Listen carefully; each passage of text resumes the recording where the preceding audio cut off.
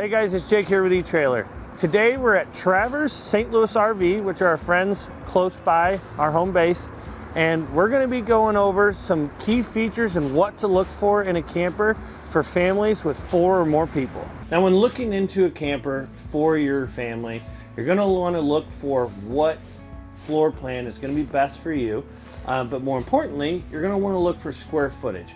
What square footage is going to be most comfortable for you and your family?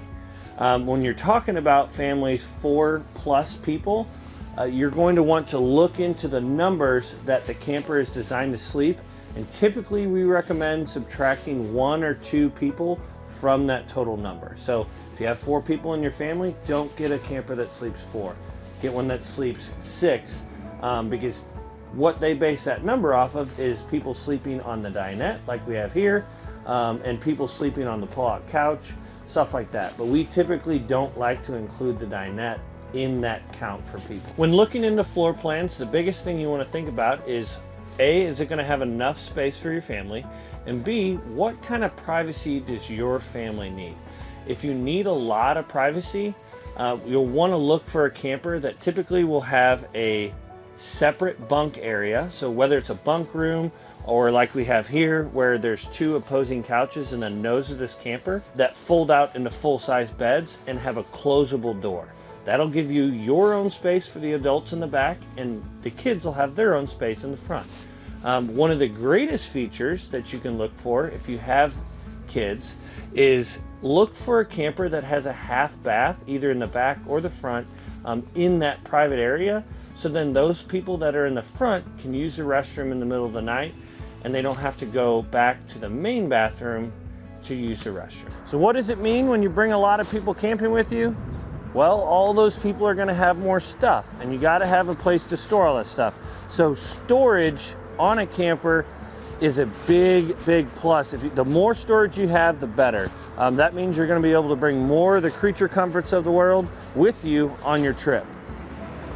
We recommend, if you're looking into a travel trailer or a fifth wheel, look for underbelly storage like this. This is storage that's going to be on top of the frame but underneath the floor of your camper. These are both 2 pass-through storage units, just for an example, and this will be able to hold a lot of your gear when you go on your trips. If you have a smaller travel trailer that doesn't have a whole lot of storage, or a fifth wheel, there's a lot out there that don't have great storage. We have a lot of racks that are available for either the roof of your RV or the roof of your vehicle to be able to bring all that gear with you. If you're wanting the most storage space, we recommend looking into a toy hauler, because they are going to have a full garage in the back to be able to store stuff. Even if you don't have a toy that you want to bring with you on your trip, it's going to give you the most space and the most options to be able to store things. Now, a few extras that you want to look for, especially if you have a larger family, are going to be an instant hot water heater or a tankless water heater. That's going to allow everybody in the camper to take a hot shower, and you don't have to worry about running out of hot water. Another thing you want to look for is if you're going to do a lot of boondocking and you have a lot of people with you, you want to be sure that you have large holding tanks for your fresh water, gray water, and black water. Another thing is going to be seating for when you're eating meals. You just want to be sure that everybody has at least a seat inside if you have inclement weather. Not everybody has to be at the table or the dinette if you're looking into a camper that has one of those, but you want to be sure that everyone at least has a seat. And the last thing we want to recommend for your options you can add on or to look for is make sure your kitchen is large enough to be able to cook a meal for your family. Along with that, you want to be sure that your sink is large enough.